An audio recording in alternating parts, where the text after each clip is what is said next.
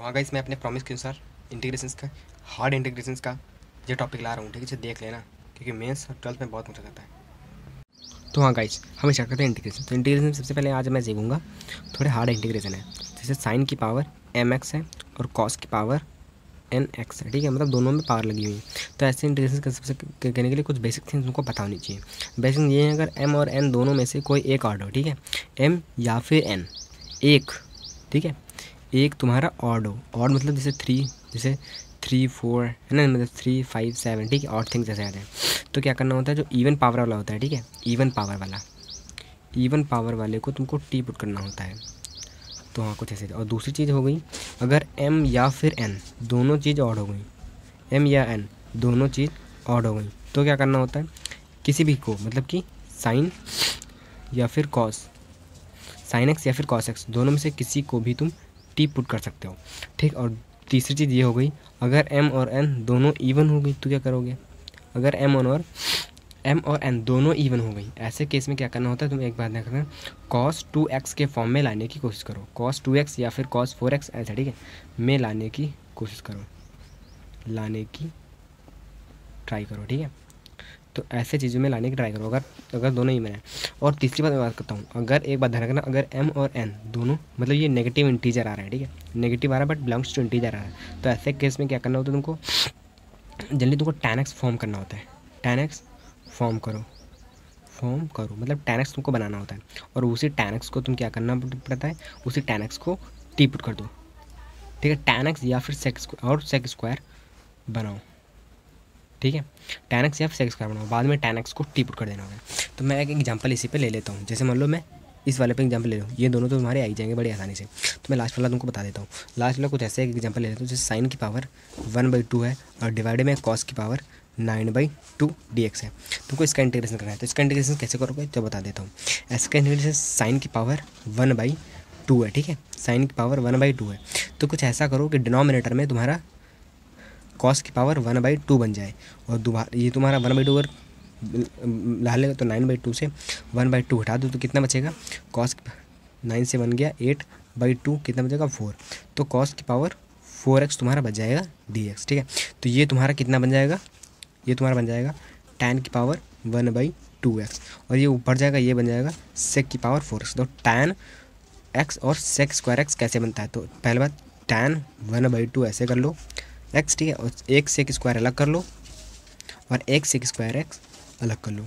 sec square तुम्हारा ये वाला बताया था, ये वाला तुम्हारा एक बन गया। अब इसको tan में कन्वर्ट कर दो, sec square equal to 1 + tan square theta होता है फॉर्मूला। तो यहाँ ऐसे हो गया, और ये तुम्हारा पहले ही लिखा हुआ है, tan की पावर 1/2, ठीक है, x हो गया। डिवाइड लगाओ, ध्यान रखना, डिवाइड इंटीग्रेशन, ये तुम्हारा sec स्क्वायर x रहा। अब तुम क्या करोगे, tan x को हमने कहा था बाद में टी पुट करना, तो tan x को जब टी पुट करोगे तो d/dx tan x sec square x होगा, और यहाँ क्या हो जाएगा dt/dx बाई dx होगा, ये इधर आ जाएगा।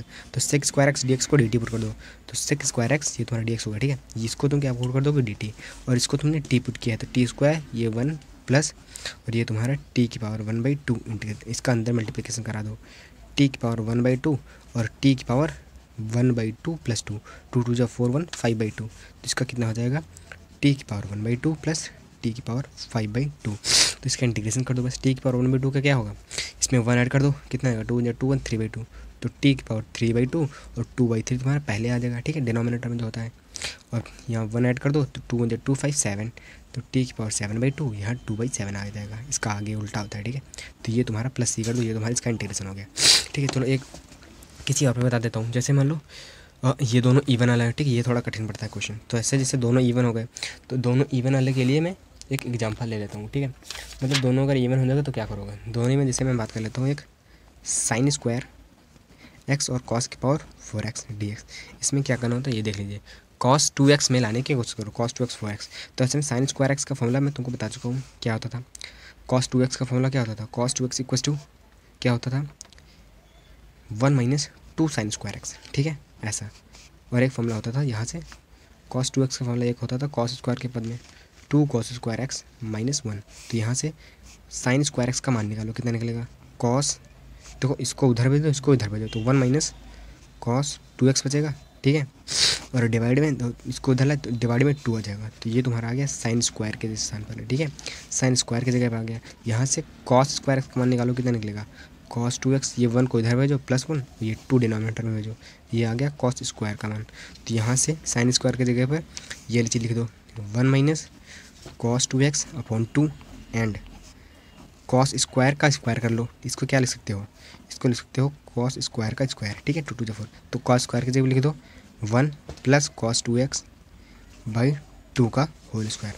अब तुम इसका स्क्वायर खोल दो, तो इसका स्क्वायर है तो 2 × 2 = 4, ये 2 × 8, तो 1/8 तुम्हारा बाहर आ जाएगा, अंदर बचेगा 1 - cos 2x, और इसका तुम स्क्वायर खोल लो 1 का square 1 + cos square 2x and +2 cos 2x। ठीक है, और अब इसका इसके या हाँ चलो ठीक है, अब cos स्क्वायर 2x की जगह पे मैं कुछ पुट कर देता हूँ, सेम है जैसे यहाँ cos यहाँ 2x था तो यहाँ 2x हो गया, जब यहाँ 2x होगा तो यहाँ 4x होगा, तो cos 4x + 1/2 बराबर क्या आ जाएगा cos स्क्वायर 2x। ठीक है, cos 2x है तो 4x होगा, क्योंकि यहाँ x है तो यहाँ 2x है, यहाँ 2x होगा तो यहाँ 4x हो जाएगा, तो इसकी जगह पे ये पुट कर दूंगा cos 4x + 1/2, तो ये 2 + ये 2 रहा cos 2x। ठीक है, ये इधर 1 रहा प्लस में, ये तुम्हारा 1 - cos 2x रहा। ठीक है, तो इसका इसमें मल्टीप्लिकेशन करा लेना। ठीक है, फिर डायरेक्टली तुमको इंटीग्रेशन देखने के लिए मिल जाएगा। ठीक है, तो टाइम भी हो गया, तो थैंक यू दोस्तों, ये रहा पूरी तुम्हारा आज का पूरा।